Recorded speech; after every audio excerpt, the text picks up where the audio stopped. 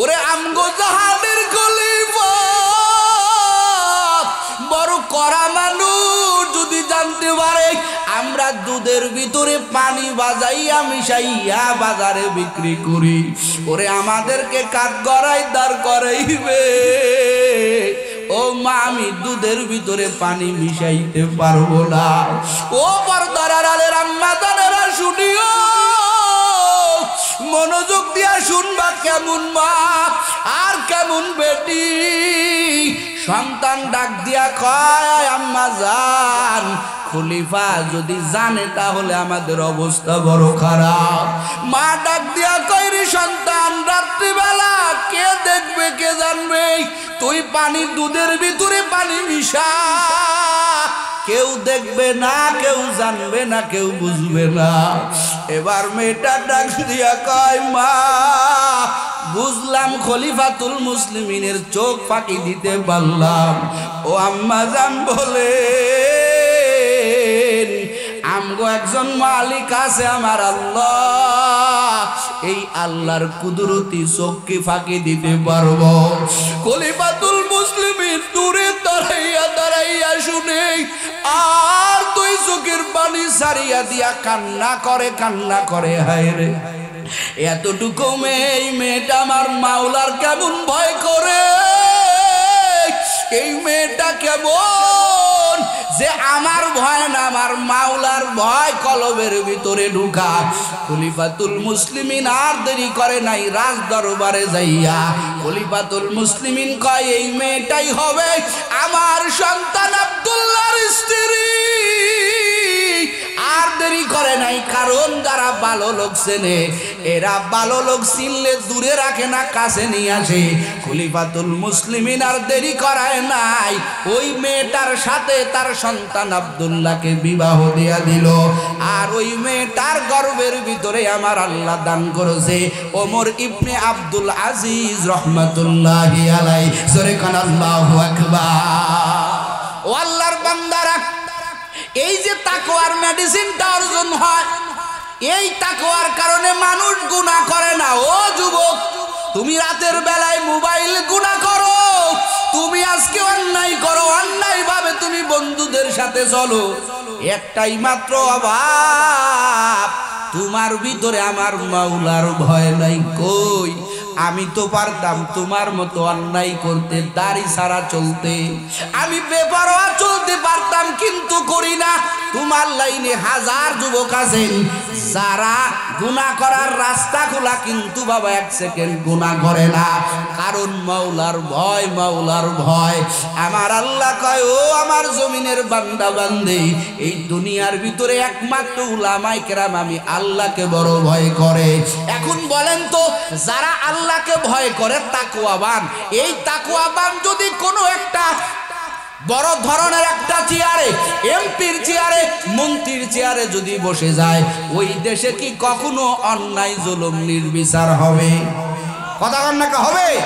যদি না হয় তাহলে বলেন তো, শুধু এলেম শিক্ষা করলে আখিরাতেই ফায়দা না রে বাবা?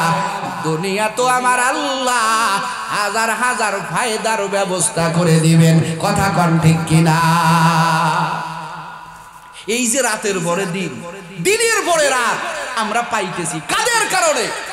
নবী আমার হাদিসের মধ্যে বলেন, যতদিন পর্যন্ত এই জমিনে আল্লাহ আল্লাহ আল্লাহ আল্লাহ বলা লোক এই জমিনে জীবিত থাকবেন, ততদিন পর্যন্ত আমার আল্লাহ এই জমিন ধ্বংস করবে না। ও যুবক, তুই আজকে বাহাদুরি করো, তুই আজকে জমিনের ভিতরে গার মোটা করে চলো। আমার আল্লাহ যে জমিন ধ্বংস করে নাই, কওমে লুতের মতো আমার আল্লাহ জমিন উল্টাইয়া দেয় নাই রে বাপজান। ও আমার পর্দার আড়ালের আম্মা জান, শুধুমাত্র একটাই কারণে জমিনে আল্লাহ আল্লাহ বলা এক শ্রেণীর লোক আছে। আর আল্লাহ আল্লাহ বলার ট্রেনিংটা কোথায় পাওয়া যায় রে যুবক? আল্লাহ আল্লাহ বলার ট্রেনিংটা, এই প্রশিক্ষণটা দুনিয়ার অন্য কোনো প্রতিষ্ঠানে দেওয়া হয় না। এইরকম মাদ্রাসায় আল্লাহ আল্লাহ বলার প্রশিক্ষণ আর ট্রেনিং দেওয়া হয়। কথা কন ঠিক কিনা? ও আল্লাহর বান্দারা রে যুবক, ওরে বিয়ে বাড়িতে বর ছাড়া যেমন বিয়ে বাড়িতে বরযাত্রীর কোনো দাম নাই, যদি বলেন আমরা আসি আমাদেরকে খানা দেন, বর সাহেব একটু অসুস্থ হাসপাতালে আছে আগামীকালকে আসবে, বলেন তো খাবার কি পেটে যাবে না পিঠে যাবে? কথা কয় না, কোথায় যাবে? পিঠে যাবে। কারণ কি? সবই তো ঠিক, কিন্তু বর নাই, খাবার কোথায় যাবে? মেয়ের বাবার মাথা নষ্ট, মেয়ের বাবা অস্থির হয়ে যাবে। এজন্য বাবা উলামায়ে কেরাম তোমার বন্ধু, উলামায়ে কেরাম তোমার আসল বন্ধু, আসল বন্ধু। এই দেশে যদি নিঃস্বার্থভাবে কেউ কাউকে ভালোবাসে, একমাত্র উলামায়ে কেরাম। আল্লাহ বরের বেশে রাখছেন, যার কারণেই তুমি আমার আল্লাহর জমিনে বসবাসের সুযোগ পাও। কথা কন ঠিক কিনা?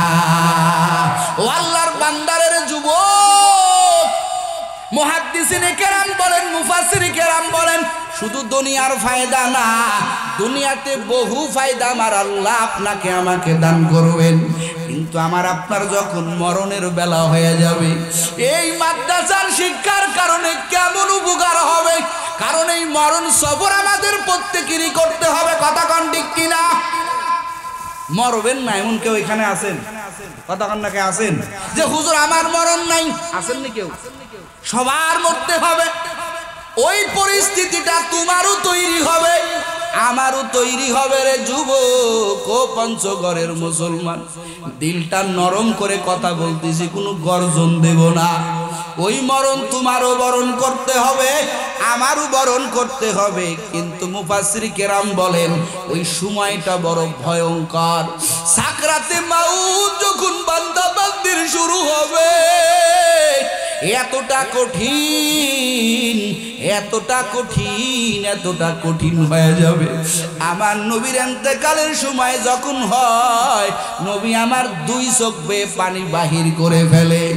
আমার নবী কয়, রে আজরাইল, ওরে তোর হাতটা আমার বুকের উপরে রাখলি নাকি উহুদ পাহাড়টা আমি নবীর বুকের উপরে রাখলি? সহ্য করতে পারি না, আমার নবীর চোখের পানি বাহির হয়ে যায়। আমার নবী দুইটা হাত তুলে বলে, আল্লাহুম্মা সাহিল সাকরাতিল মাউত, ও আল্লাহ মৃত্যুর যন্ত্রণা আমার জন্য লাঘব করে দাও, সহজ করে দাও। আমার আল্লাহর নবীরে যদি এইভাবে আজরাইলের মাধ্যমে জান কবজ করে, ও পঞ্চগড়ের মুসলমান, ওইখানে তোমার আমার কি উপায় হবে? কিন্তু বাবা উপায় ভালো হবে, ভালো ব্যবহার পাবেন। কিসের মাধ্যমে? এই জমিনে যাদের চলাফেরা উলামায়ে কেরামের সাথে। কাদের সাথে? জোরে কোন, কাদের সাথে? উলামায়ে কেরামের সাথে। যারা মাদ্রাসা মহব্বত করে, উলামায়ে কেরামকে যারা মহব্বত করে, এদের যখন মরণের বেলা হয়ে যায়, আমার নবী ভিন্ন হাদিসের মধ্যে বলেন, মরণের সময় যখন ঘনিয়ে যায়, ওই সময়টা তো বড় ভয়ঙ্কর পরিস্থিতি। ওরে শয়তান সারা জীবন যত চক্রান্ত করে, সব চক্রান্ত এক জায়গা করলে মরণের সময় তার চাইতে বড় চক্রান্ত করে। ঈমান হারা বানাইয়া, এই বান্দারে ঈমান হারা বানাইয়া, কালেমা হারা বানাইয়া কেমনে কবরে নেওয়া যায়, শয়তান এই পরিস্থিতি তৈরি করে। নবী আমার একটা হাদিসের মধ্যে বলেন, এক বান্দার মাও নাই বাবাও নাই, দুজনই মারা গেছে। ওই সন্তানের ইন্তেকালের বেলায় শয়তান তো দেখে না, না এরে তো ধোঁকা দিয়ে দিয়ে দিয়ে আমি জাহান্নামী বানাইতে পারি নাই। এখন মরণের বেলায় ও যদি কালেমাওয়ালা হয়ে যায়, ওর ঠিকানা তো জান্নাত হয়ে যাবে। কেন পারে নাই? ওই আলেম, ওই ব্যক্তিটা সারা জীবন মাওলানা সাহেবের সাথে চলছে, মাদ্রাসার উলামায়ে কেরামকে মহব্বত করছে, মাদ্রাসার হুজুরদেরকে মহব্বত করছে রে বাবা। এই জন্য শয়তানকে ধোঁকা দিয়ে টিকাইতে পারে নাই, কারণ ওর সম্পর্ক একজন আলেমের সাথে। কার সাথে? জোরে কোন, কার সাথে? একজন আলেমের সাথে সম্পর্ক। এখন মরণের বেলাও তো কালেমাওয়ালা হয়ে মরিয়া যাবে। এবার শয়তান কি চক্রান্ত করে খুব খেয়াল করবেন। এবার ওর মার সূরাত আর বাবার সূরাত ধরে আইসা দুজন দুই পাশে বসে যায়, কয় ও আল্লাহর বান্দা, তোমার মা আমি, তোমার বাবা আমি। ডান দিকে মায়ের আওয়াজ, বাম দিকে বাবার আওয়াজ। দুজন ডাক দিয়া বলে, ও সন্তান, আমরা তোমার মা, আমরা তোমার বাবা। ও সন্তান, কবরে আযাব বলতে কিছু নাই। জোরে কন্যা নাউজুবিল্লাহ। ও তো মা না, ও তো বাবা না, শয়তানের সূরাত ধরে আসছে। খুব খেয়াল করবেন, একেতে তার ভিতরে মৃত্যুর ঝালঝালা তৈরি হয়ে গেছে, কঠিন আযাব। দুনিয়ার কোনো হুঁশ নাই, দুনিয়ার কোনো ফিকির নাই, দুনিয়ার কোনো রকমের খেয়াল নাই, টেনশনে পড়ে গেছে।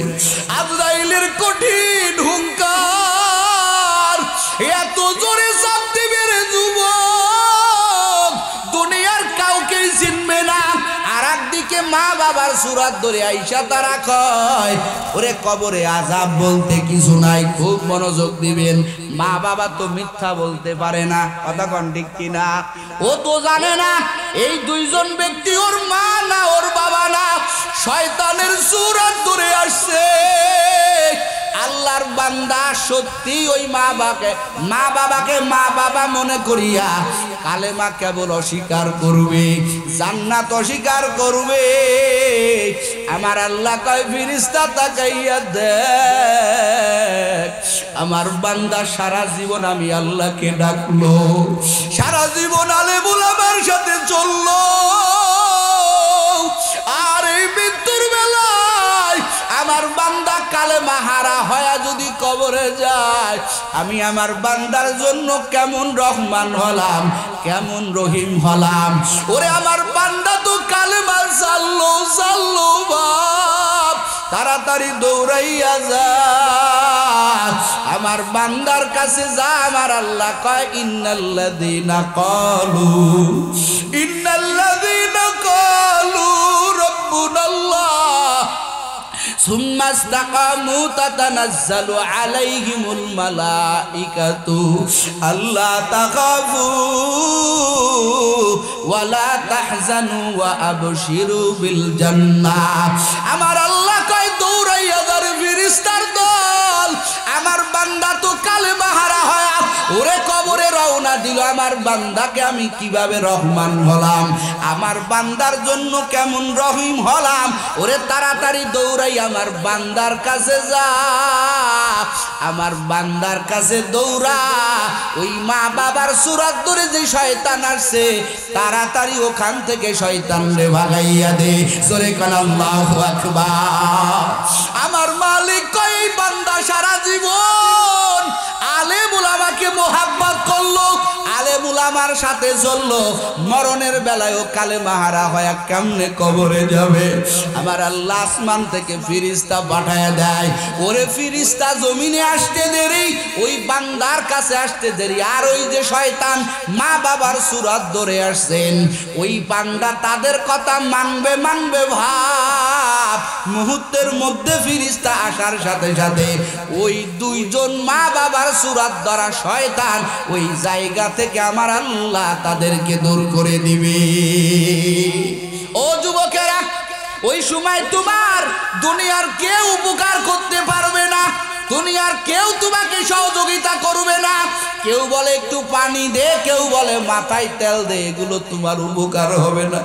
কিন্তু আমার মালিক আল্লাহ ওই মরণের বেলায়, ওই তোমার আমার শেষ নিঃশ্বাসের সময় তোমার আমার কাছে আইসা আমার আল্লাহ বলবেন, ফেরেশতা পাঠাইয়া দিয়া বলবেন, এই বান্দা সারা জীবন আলেম উলামার সাথে চলছে, আলেম উলামাকে মোহাব্বত করছে, ও যেন কালেমা হারা হয়ে না কবরে যায়।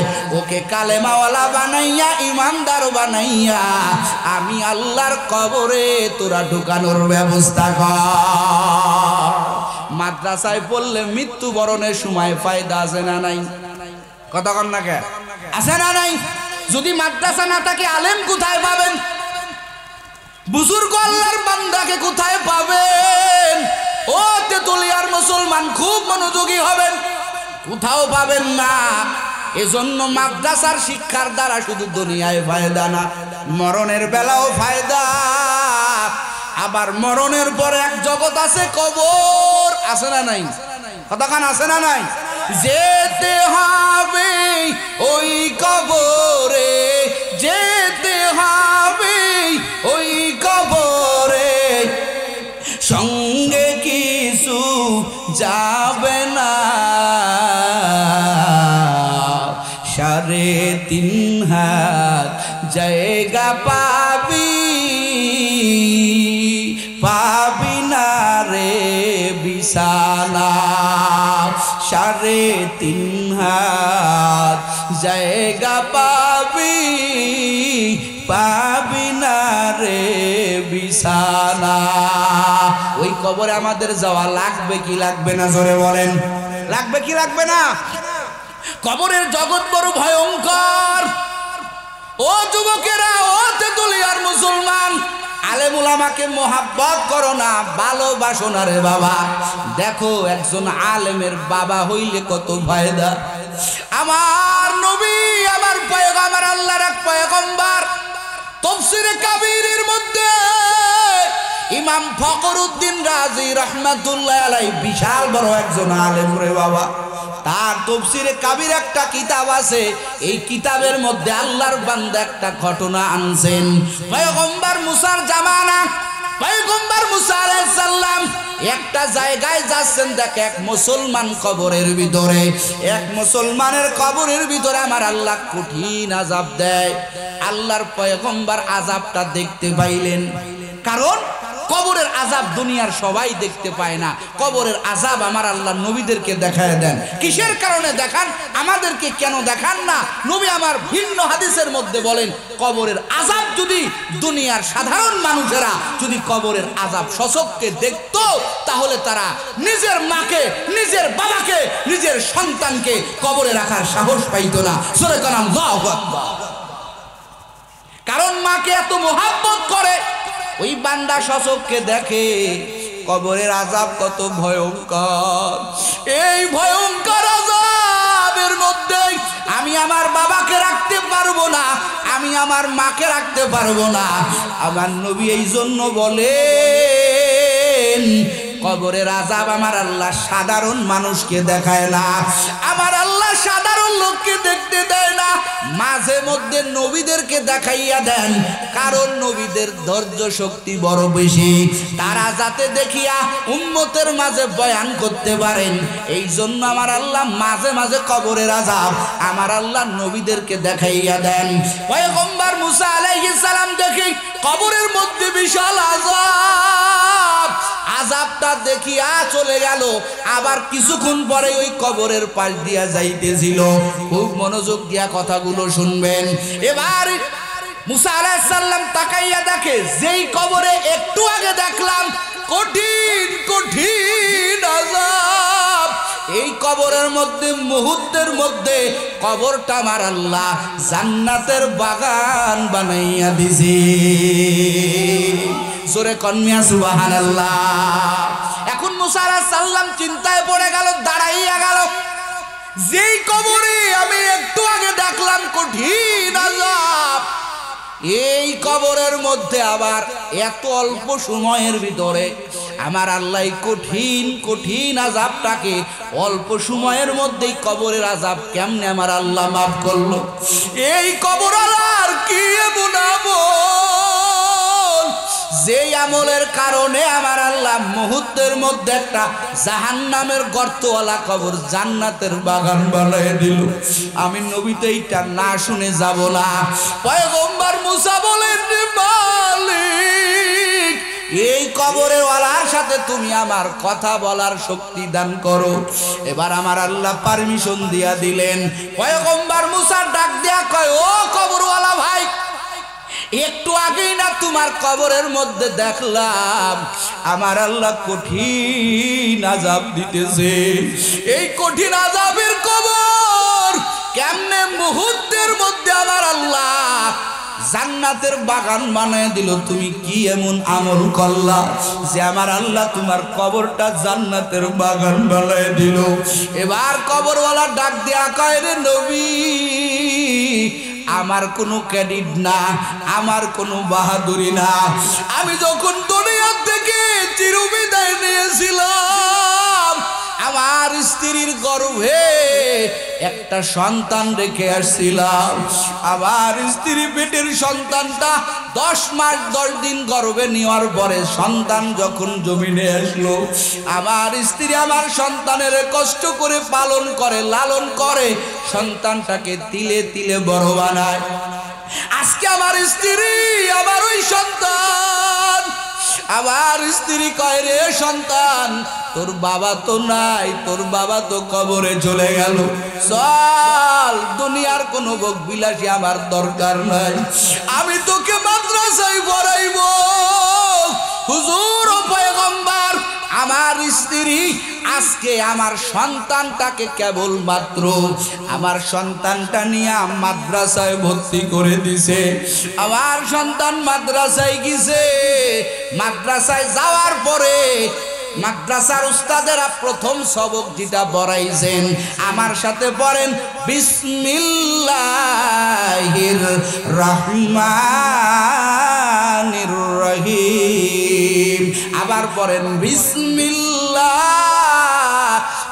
রহমানির রহিম।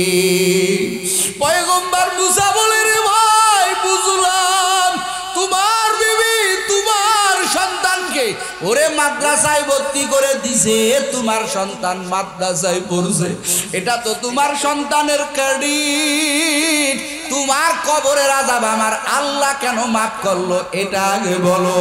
এবার কবরওয়ালা ডাক দিয়া কয়, রে নবী, আমার সন্তান মাদ্রাসায় গিয়া সর্বপ্রথম বিসমিল্লাহির রহমানির রহিম যে পড়লো, আমার আল্লাহ ডাক দিয়া বলেন, ও আমার ফেরেশতারা, আমার ছোট বান্দা কি কয়? ফেরেশতারা কয়, আল্লাহ আপনি কি শুনেন না? আপনার ছোট বান্দা বলতেছেন বিসমিল্লাহির রহমানির রহিম। আমি শুরু করতেছি ওই আল্লাহর নামে, যেই আল্লাহ হলেন রহমান, যেই আল্লাহ হলেন রহিম। ওই সময় আমার আল্লাহ কি বলছিল জানেন? আমার আল্লাহ ডাক দিয়া কয়, ও ফেরেশতা, আমার এই ছোট বান্দাকে আমি আল্লাহকে দেখছে। বলে, না, আল্লাহ আপনাকে দেখে নাই। আল্লাহ কয়, যেই ছোট বান্দা আমাকে দেখে নাই, আমাকে শোনে নাই, আমাকে কখনো আমার বান্দা দেখে নাই, এই বান্দা মাদ্রাসায় আইসা কয়, আমি ওই আল্লাহর নামে শুরু করলাম, যেই আল্লাহ হলেন রহমান, যেই আল্লাহ হলেন রহিম। এর ফেরেশতা, এই ছোট বান্দা আমাকে রহমান বলছে, এই ছোট বান্দা আমাকে রহিম বলছে। এত বড় কথা বলার পরেও যদি আমি ওর বাবার কবরে আযাব দেই, বল আমার নাম কেন রহমান রাখলাম, আমার নাম কেন রহিম রাখলাম? ওরে তোরা তাড়াতাড়ি যা, ওরে আমার ছোট বান্দা, ওরে আমাকে রহমান বলছে, আমাকে রহিম বলছে, তাড়াতাড়ি দৌড়াইয়া যা, আমি আমার বান্দার কবরের আযাব আমি আল্লাহ মাফ করে দিলাম। আতিনা ফি দারে দুনিয়া না হাসান, আতিনা ফি দারে উকুবা না হাসান, ইয়া গিয়াসাল মুস্তাগীথিন হদিনা লবতে খারা বিল উলুমে ওয়াল গিনা। हर गोरी देखने को तू तैयार है, जो ना मंगे उससे तू बेजार है। ও পঞ্চগড়ের মুসলমান জবাব দাও, যে আল্লাহ ওরে বাচ্চার বিসমিল্লাহর পড়ার কারণে যদি আবার আল্লাহ ওই বাচ্চার বাবার কবরের আযাব মাফ করতে পারে, ওই বাচ্চাটা আলেম হইয়া হাফেজ সাহেব হইয়া যদি কবরে যায়, ওই কবরে কি আমার আল্লাহ জাহান্নামের আগুন জ্বালাবেন? কথা বল না কেন? জাহান্নামের আগুনে জ্বালাবেন না। ওরে সন্তানের বিসমিল্লাহ পড়ার দ্বারা যদি আমার আল্লাহ বাবার কবরের আযাব মাফ করে দেয়, ও পঞ্চগড়ের মুসলমান, কোরআন পড়া লাগবে কি লাগবে না রে বাবা? অনেকে এইখানে আসো, ওরে কোরআনওয়ালা নাই, সন্তানকে আলেম বানাইতে পারো নাই, মনে আফসোস জাগতেছে, হায় রে ওই পিতার কত সম্মান, যেই পিতার সন্তান মাদ্রাসার কোরআনের হাফেজ, ওই পিতার কত সম্মান, ওই আম্মা জানের কেমন সম্মান, ও পর্দার আড়ালের আম্মা জান, শুধু কোরআন পড়লে তুমি মনে করতেছো চাকরি নাই বাকরি নাই, না রে বাপজান, এই কোরআনটা সিনাই নিয়া মাদ্রাসায় পড়িয়া বিন্দু পরিমাণ ঠকি নাই রে বাবা। যারা কোরআনওয়ালার বাবা হইছে এরা তো বড় দামি বাবা। ওরা একদিন বুঝবেন, যেদিন আপনার লাশের খাটিয়াটা দড়িয়া আপনার সন্তান জানাজার নামাজে দাঁড়াইয়া যাবে, আপনার সন্তান কান্না করবে আর বলবে এই লাশ ব্যক্তি আর কেউ না, এই লাশের ব্যক্তি আমার বাবা, এই বাবাকে নিয়ে আমি জানাজায় দাঁড়ায় গেছি। তাকাইয়া দেখবেন যেই বাবার সন্তানেরা কোরআনের হাফেজ, যারা মাদ্রাসায় পড়ে, ওরে ওই বাবার কপাল কত ধন্য, যেই বাবা সন্তানের হাতে জানাজা পাইয়া কবরে গেল। ও বাপজানেরা, এই জন্য মাদ্রাসার গুরুত্ব দিও। মাদ্রাসার পড়ার দ্বারা তোমার দুনিয়ায় ফায়দা, মরণে ফায়দা, কবরে ফায়দা, হাসরের ময়দানও আমাদের সামনে আছে রে বাবা। হাসরের ময়দানে কেমন ফায়দা হবে জানো নি? ওই ময়দানটা কেমন হবে, আমার আল্লাহ সব কিছু ধ্বংস করে দিবেন। আল কারিয়াতু মাল কারিয়া ওয়া মা আদরাকা মাল কারিয়া ইয়াউমা ইয়াকুনুন নাসু কাল ফারাশিল মাবযুদ ওয়া তাকুনুল জিবালু কাল ইহনিল মানফুশ ফাআম্মা মান সাকুলাত মাওয়াজিনু ফাহুয়া ফি ঈশাতির রাদিয়া। আমার আল্লাহ কয়, এই জমিন আমি একদিন ধ্বংস করে দিব, এই জমিন একদিন থাকবে না, জমিন ধ্বংস করে দিব, হাসরের ময়দান আমার আল্লাহ কায়েম করে ফেলবেন। এরে যুবক, কাদেরকে তুমি আপন মনে করো, কার পিছনে তুমি সময় লাগাও? যুবক রে, ওরা তোর আসল বন্ধু হতে পারে না, ওরা তোর স্বার্থের বন্ধু। তোর টাকা থাকবে, বন্ধুর অভাব নাই, তোর পয়সা থাকবে, সৌন্দর্য থাকবে, তোর বান্ধবীর অভাব নাই। হাসরের ময়দানে আমার আল্লাহ সব কিছু ধ্বংস করে দিয়া আমার আল্লাহ হাসরের ময়দানে কায়েম করে বলবেন, লিমানিল মুলকুল ইয়াউম, আজকের এই রাজত্ব কার, আজকের এই ক্ষমতা কার, আজকের এই ক্ষমতা একমাত্র আমি আল্লাহর। আমার আল্লাহ গর্জন দিবেন, পুরা ময়দানটা থরথর করে কাঁপবে। ও পঞ্চগড়ের মুসলমান, ও তেতুলিয়ার মুসলমান, আল্লাহ পাকের গর্জনে পুরা হাসরের ময়দানটা থরথর থরথর করে কাঁপবে। আমার আল্লাহ মিজানের পাল্লা কায়েম করবেন, ওই মিজানের পাল্লায় কায়েম করিয়া বান্দার আমল নামা ওজন দিবেন। গুনাহগারের নেকির পাল্লা হালকা হয়ে যাবে। ফাআম্মা মান সাকুলাত মাওয়াজিনু ফাহুয়া ফি ঈশাতির রাদিয়া ওয়া আম্মা মান খাফফাত মাওয়াজিনু ফাউম্মুহু হাওিয়া। আর বেনামাজি গুনাহগারের পাল্লা হালকা হয়ে যাবে। যারা দুনিয়াতে এক বেলার নামাজ ছাড়ে নাই, তাহাজ্জুদ ছাড়ে নাই, আল্লাহর ভয় নিয়ে নিয়ে নিয়ে যারা জমিনে চলেছেন, এদের নেকের পাল্লা আল্লাহ ভারী বানায় দিবেন। আল্লাহ বলবে, ও ফেরেশতারা, এরা আমার সম্মানিত বান্দা বান্দি, এরে ইস্তেকবাল করিয়া এদেরকে জান্নাতের মেহমান বানাইয়া দাও, ওদেরকে জান্নাতের দিকে নিয়ে যাওয়া হবে। আর যাদের আমল নামা ওজন করার পরে আমার আল্লাহ দেখবেন এদের আমল হলো নেকি পাল্লা হালকা, আমার আল্লাহ সঙ্গে সঙ্গে প্রশ্ন করবেন, ও বান্দা, এই তুমি তো গুনাহগার, তুমি তো গুনাহগার হইয়া কবরে আসছো, তোমার নেকির পাল্লা কেন হালকা? ওই বান্দা বলবেন, আল্লাহ আমি গুনাহ করি নাই, হালকা হলো কেমনে? আমার আল্লাহ ওই সময় 4টা সাক্ষী হাজির করবেন। 1 নম্বর সাক্ষী, তুই গুনাহ করো নাই, ও যুবক সাবধান। আমার আল্লাহ কয় এ জমিনের মাটি হাজির হয়ে যা। ইয়াউমা ইদিন তুহাদ্দিসু আখবারাহা বিআন্না রাব্বাকা আওহা লাহা। আমার আল্লাহ জমিন রে হাজির করে ফেলবেন।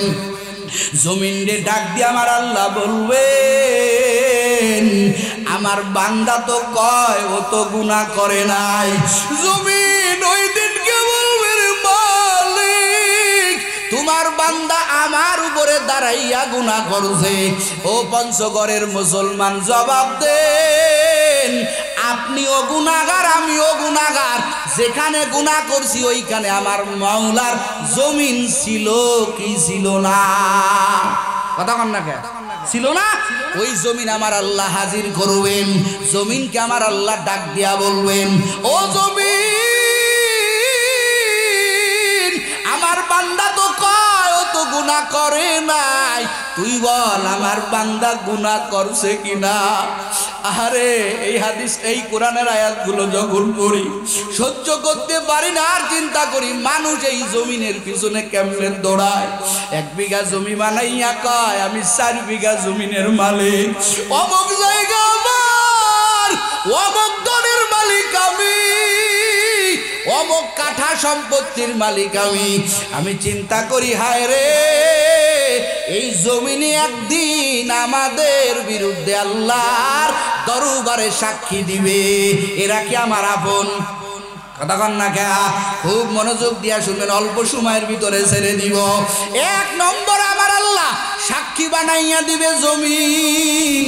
জমিন সব উগরাইয়া দিবে। ইয়াউমা ইদিন তুহাদ্দিসু আখবারাহা বিআন্না রাব্বাকা আওহা লাহা। জমিন বলবেন আল্লাহ আপনার বান্দা আমার উপরে দাঁড়াইয়া এই এই এই অন্যায় করেছে। আল্লাহ বলবে শুধু জমিন না, আল্লাহ হাসরের ময়দানে তোমার আমার মুখের উপরে আমার আল্লাহ মোহর এঁটে দিবেন। আমার আল্লাহ কোরআনে আগে বয়ান করে দিয়েছেন আল ইয়াউমা নাখতিমু আলা আফওয়াহিহিম ওয়া তুকাল্লিমুনা আইদিহিম ওয়া তাশহাদু আরজুলুহুম বিমা কানু ইয়াকসিবুন। আমার আল্লাহ হাসরের ময়দান কায়েম করিয়া বান্দা যখন বলবে আল্লাহ আমি গুনাহ করি নাই, আমার আল্লাহ বলবেন ও হাত বল তোর দ্বারা কি গুনাহ করছে কিনা? হাতের জবান খুলে যাবে রে যুবক।